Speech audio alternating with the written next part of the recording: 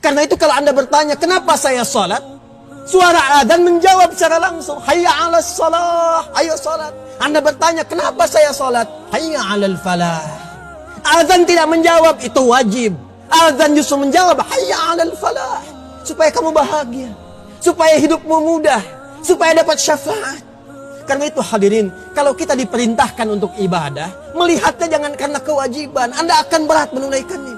Ya Allah, barusan tadi zuhur, sekarang sudah asar lagi. Ya Allah, barusan asar, sekarang sudah maghrib lagi. Kalau Anda melihat tinjauan hukum saja, berat Anda menunaikannya. Tapi kalau Anda melihat, ya Allah, Allahu Akbar, ini syafaat saya. Mungkin di titik ini doa saya akan dikabulkan. Kesulitan di pekerjaan saya, kesulitan di rumah tangga saya, mungkin dengan sujud ini Allah menurunkan pertolongan. Itulah syafaat. Kita tidak sadar bahwa ternyata semua yang Allah mintakan kepada kita, semua kembali ke kita.